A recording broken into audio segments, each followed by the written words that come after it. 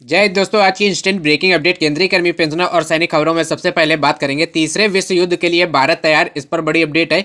एक मिसाइल से 64 टारगेट खल्लास, इस पर बड़ी अपडेट है।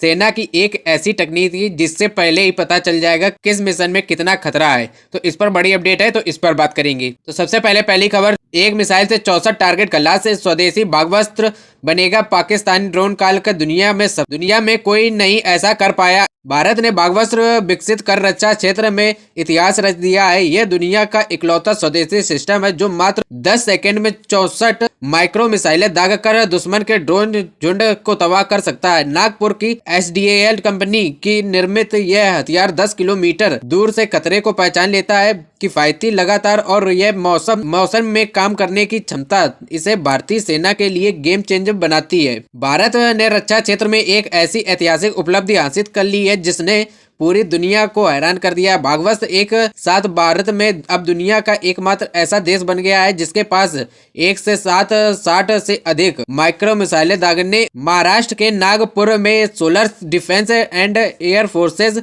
लिमिटेड द्वारा विकसित यह सिस्टम विशेष रूप से ड्रोन झुंड को पलक झपकते ही तबाह करने के लिए बनाया गया। 19 जनवरी 2026 को रक्षा मंत्री राजनाथ सिंह ने इस प्रणाली की सफलता की सराहना करते हुए इसे आत्मनिर्भर भारत का एक बड़ी जीत बताया है। यह 2 स्तरों पर काम करता है। पहला स्तर अनगाइडेड रॉकेटों का है जो 20 मीटर के दायरे में ड्रोन झुंड को खत्म करते हैं, और दूसरा स्तर सटीक गाइडेड माइक्रो मिसाइलों का है। यह 6 से 10 किलोमीटर दूर से ही दुश्मन के ड्रोन पहचान लेता है और यह 2.5 किलोमीटर की दूरी तक उन्हें पूरी तरह से नष्ट कर सकता है। पारंपरिक सतह से हवा में मार करने वाले मिसाइलों के मुकाबले इसकी लागत बहुत कम है, जिससे यह ड्रोन जैसे सस्ते हमलों को रोकने के लिए एक किफायती समाधान बनता है। आज की दूसरी इंस्टेंट ब्रेकिंग अपडेट, दुश्मनों को चकमा देने के लिए AI का इस्तेमाल होगा। बम पहचानने और उबड़ खाबड़ रास्तों पर चलने में माहिर रोबोटिक डॉग कॉल AI में वायुसेना को पता चलता है कि कौन सा विमान मिशन करने के लिए तैयार है, किस मिशन में कितना खतरा है और कहां पर तुरंत फैसला लेना जरूरी है। भारतीय सेना तेजी से AI बेस्ड डाटा आधारित रणनीति की ओर बढ़ रही है। कश्मीर से लेकर राजस्थान और समुद्री इलाकों तक AI आर्मी, नेवी और एयरफोर्स के काम करके तरीके को बदल रहा है। वरिष्ठ सैन्य अधिकारियों का कहना है कि AI अब केवल मदद करने वाली तकनीक नहीं रही है, बल्कि भविष्य के युद्ध मुख्य आधार बन चुकी है। भारतीय सेना ने हाल में उत्तर और दक्षिण कश्मीर में कई इलाकों में सीमा सुरक्षा के लिए AI पावर्ड सर्विलेंस सिस्टम तैनात किया है। यह पहल उत्तरी कमान के नए उत्तरी कमान के general officer commanding in chief Prateek Sharma ji के निर्देश पर शुरू हुई है। मई 2025 में कमान संभालने के बाद उन्होंने ऑटोमेटेड सॉफ्टवेयर और इंटेलिजेंट मॉनिटरिंग टूल्स की तैनाती को प्राथमिकता दी है। ये सिस्टम खतरे की पहचान, संदिग्ध गतिविधियों की निगरानी और पाकिस्तान व चीन की सीमाओं पर हो रहे हैं बदलावों को रियल टाइम में मॉनिटरिंग करने में सक्षम है। मेजर शैलेंद्र सिंह का कहना है कि राजस्थान के जैसलमेर, बाड़मेर और बीकानेर में हुए बड़े अभ्यासों में AI सक्षम सेंसर, टारगेट एक्विजिशन सिस्टम और स्मार्ट सर्विलेंस टूल्स का व्यापक इस्तेमाल हुआ है। भारत शक्ति जैसे हालिया अभ्यासों में भी AI की बड़ी भूमिका देखने को मिली है। इसी कड़ी में जयपुर के जगतपुरा के महल रोड पर 15 जनवरी को हुई भारतीय सेना की परेड में यह साफ कर दिया है भविष्य की सेना कैसी दिखेगी। इस परेड में रोबोटिक म्यूल और रोबोट डॉग को सार्वजनिक तौर पर दिखाया गया है। ये रोबोट दुर्गम इलाकों में सामान ढोने, निगरानी करने और जोखिम भरे इलाकों में आगे जाकर जानकारी लेने के लिए बनाए गए हैं। स्वदेशी निगरानी ड्रोन और काउंटर ड्रोन सिस्टम की भी दिखाया गया है, जो यह बताते हैं कि सेना अब मानव और मशीन को एक साथ युद्ध क्षेत्र में उतारने की तैयारी कर चुकी। बीते कुछ सालों में भारतीय सेना में डिजिटल यूजर्स की संख्या 1200%, डेटा यूजर्स क्षमता 620% तक बढ़ चुकी है। डिजिटल यूजर्स का मतलब सेना की डिजिटल सिस्टम, नेटवर्क और सॉफ्टवेयर प्लेटफॉर्म इस्तेमाल करने वालों से है। पहले ये सुविधा सीमित यूनिट्स और अफसरों तक थी, अब ज्यादा से ज्यादा सैनिकों एक्सेस मिला है। ऐसे में डिजिटल यूजर्स 1200% बढ़ गए हैं। जयपुर में हुई भारतीय सेना की परेड के दौरान भारतीय वायुसेना के 2 ऑफिसर्स ने पहली बार अपने एक खास AI सिस्टम कॉल AI के बारे में जानकारी दी है। कॉल AI को वायुसेना का GPT जैसा सिस्टम माना जा रहा है, लेकिन इसका उपयोग बातचीत के लिए नहीं बल्कि सैन्य और एयरफोर्स जरूरतों के लिए किया जाता है। यह सिस्टम उड़ान से जुड़ा डेटा, मौसम की जानकारी, रडार से मिले सिग्नल, विमान के रखरखाव का रिकॉर्ड और मिशन रिपोर्ट को एक साथ जोड़कर उसका एनालिसिस करता है। वायुसेना से वायुसेना को यह पता चलता है कि कौन सा विमान मिशन के लिए तैयार है, किस मिशन में कितना खतरा है और कहां तुरंत फैसला लेना जरूरी है। भारतीय सेना के रोबोटिक डॉग, जिन्हें म्यूल कहा जाता है, 4 पैरों वाले आधुनिक रोबोट है। इसका इस्तेमाल निगरानी, सीमा गश्त और खतरनाक कामों के लिए किया जाता है। ये रोबोट पहाड़ों, बर्फीले इलाकों और उबड़ खाबड़ रास्तों पर आसानी से चल सकते हैं। बम की पहचान, विस्फोटक निष्क्रिय करने तथा गोला बारूद और दवाइयों जैसे जरूरी सामान को ढोने में मदद करते हैं। इसमें थर्मल और 360 डिग्री कैमरे, एआई तकनीकी और सेंसर लगे हुए हैं। ये अपनी आप रास्ता पहचान कर काम कर सकते हैं। 12 किलोग्राम तक का वजन उठा सकते हैं। ऑपरेशन सिंदूर में वायुसेना के विमान के एआई आधारित एक्स गार्ड टोड डेकोय का इस्तेमाल किया गया। ये 500 वाट का 360 डिग्री जैमनिंग सिग्नल देता है। 30 किलो वजन का होता है। 1000 मीटर लंबी फाइबर ऑप्टिक केबल यह विमान के पीछे चलता है। यह असली विमान जैसी रडार सिग्नेचर बनाकर दुश्मन को उलझन में डालता है, साथ ही असली विमान की सुरक्षा रखता है। कर्नल दीपांशु चौधरी ने बताया कि भारतीय सेना ड्रोन क्षमता को तेजी से बढ़ा रही है। इसके तहत 1 लाख से अधिक ड्रोन ऑपरेटरों को ट्रेनिंग दी जा रही है। इन्फेंट्री यूनिट्स में ड्रोन प्लाटून शामिल किए जा रहे हैं। राजस्थान और मरुस्थलीय क्षेत्र इन ड्रोन प्रणालियों के परीक्षण और प्रशिक्षण के लिए उपयुक्त माना जा रहा है।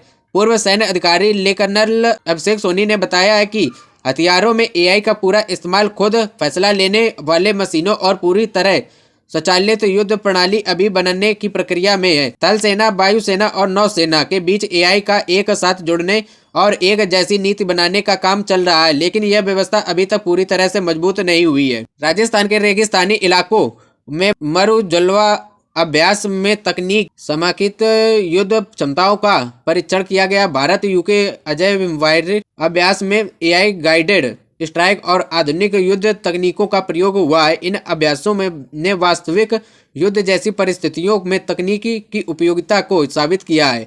एआई अब रक्षा क्षेत्र के निर्णायक तकनीक बन चुका है। 2022 में वैश्विक मिलिट्री एआई मार्केट का आकार 8.3 अरब डॉलर था, जो 2027 में बढ़कर 19.2 अरब डॉलर का अनुमान है। ड्रोन अब डिजिटल मिशन खुद पूरा कर रहे हैं। एआई आधारित एनालिटिक्स दुश्मन की गतिविधियों का पहले से अनुमान लगा लेती है और यह युद्ध क्षेत्र में निर्णय लेने गति तेज हुई है। दुनिया के तीसरे सबसे बड़ा रक्षा खर्च वाले देश के रूप में भारत की रणनीति मजबूती के लिए एआई तकनीकों को तेजी से अपना रहा है। आज की तीसरी इंस्टेंट ब्रेकिंग अपडेट, तीसरे विश्व युद्ध के लिए भारत तैयार, हाईटेक हथियारों से लैस होना जरूरी है। रक्षा बजट में क्या होगा खास? देश का 2026 का आम बजट ऐसे समय में आने जा रहा है जब वर्तमान वैश्विक व्यवस्था द्वितीय विश्व युद्ध के बाद तीव्र अस्थिरता, अनिश्चित ही नहीं बल्कि गंभीर सुरक्षा तथा सैन्य खतरों में रूबरू हो रही है। ऐसे में रक्षा क्षेत्र में आत्मनिर्भर बनने के लिए रक्षा बजट पर जोर देना जरूरी है।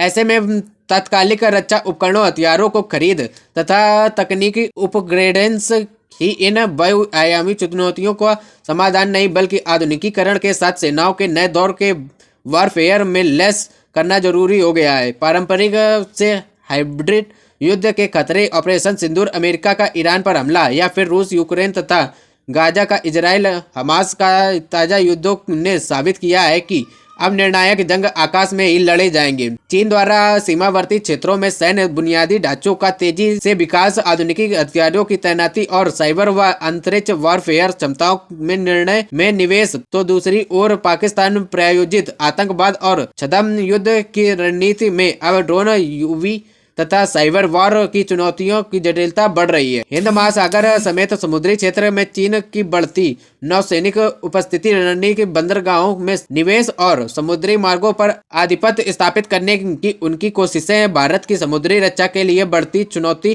के रूप में उभरी है। एक ऐसे में साफ है कि सेना, नौसेना और वायुसेना को इन चुनौतियों के लिहाज में आधुनिक बनाए जाने की जरूरतें हैं। आधुनिकीकरण और हथियारों, गैर भारत की सशस्त्र सेनाओं की संख्या की दृष्टि से विश्व के सबसे बड़ी सेनाओं में शामिल है, लेकिन आधुनिक युद्ध की आवश्यकताओं के संदर्भ में कई स्तरों पर क्षमताओं का अंतर स्पष्ट दिखाई देता है। स्थल सेना को आधुनिक एयर डिफेंस, उन्नत टैंक और नेटवर्क आधारित युद्ध प्रणालियों की आवश्यकता है। वायु सेना लंबे समय से लड़ाकू विमानों के बेड़े में कमी से जूझ रहा है। इस दिशा में 114 नए राफेल लड़ाकू जेट खरीदने की प्रक्रिया अब आगे बढ़ती है दिख रही है। नौसेना के लिए जरूरी युद्धपोत पनडुब्बियों के लिए निर्माण की परियोजनाएं चल रही हैं, मगर इन्हें गति देने की जरूरत है। आधुनिक युद्ध में साइबर स्पेस, अंतरिक्ष और टेक्निक वॉरफेयर की भूमिका लगातार बढ़ रही है। ड्रोन, आर्टिफिशियल इंटेलिजेंस और स्वचालित हथियार प्रणालियां युद्ध की प्रक्रिया बदल रही है।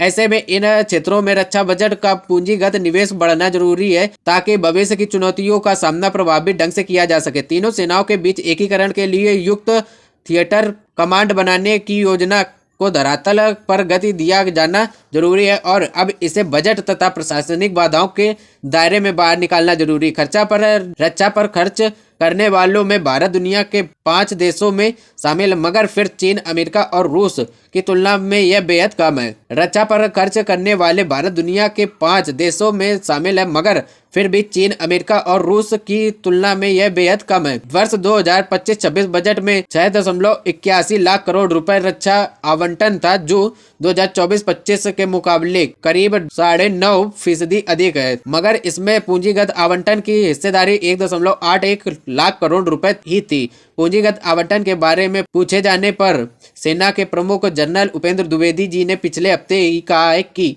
रक्षा खरीद की प्राथमिकताओं में फंड का कोई अवरोध नहीं आएगा। सरकार ने इस बारे में सेनाओं को आश्वस्त किया है। रक्षा आत्मनिर्भरता रक्षा विशेषज्ञ रिटायर मेजर जनरल जेकेएस परिवार कहते हैं, स्वदेशी हथियारों की सबसे बड़ी परीक्षा उनकी समय पर उपलब्धता और कसौटी पर खरा उतरने की है। मौजूदा परिदृश्य में आत्मनिर्भरता की नीति और जमीनी हकीकत के बीच अंतर को पाटना होता है। रक्षा पूंजीगत आवंटन में बड़ी वृद्धि इसके लिए जरूरी है क्योंकि रक्षा बजट का बड़ा हिस्सा आवेदन पेंशन में जाता है। रक्षा बजट में बेशक हर वर्ष बढ़ोतरी होती है, मगर यह सालाना मुद्रास्फीति में समायोजित के आसपास ही रहती है और सैन्य आधुनिकीकरण को जिस गति से बढ़ना है उसके लिए आवंटन पर्याप्त नहीं होता। आधुनिकीकरण की गति बढ़ाने पर जोर देते हुए मेजर जनरल परिहार कहते हैं कि रूस, यूक्रेन, इजराइल, हमास और ऑपरेशन सिंदूर साफ है कि भविष्य की हाई इंटेंसिटी वाले छोटे युद्ध मध्यम अवधि तथा दीर्घकाल की 4-5 साल तक चलने वाली जंग होगी। इसके लिए सेनाओं को तैयारी रखना होगा। रक्षा बजट को जीडीपी के कम से कम 3% स्तर पर लाया जाए और राजस्व खर्च को पूंजीगत खर्च में अलग किया जाए। जाहिर तौर पर वित्त मंत्री की सेनाओं की अपेक्षा रहेगी कि देश की सुरक्षा चुनौतियों को मद्देनजर रक्षा बजट का आवंटन निर्णायक रूप से बदलावकारी मार्ग की ओर ले जाए। Thank you.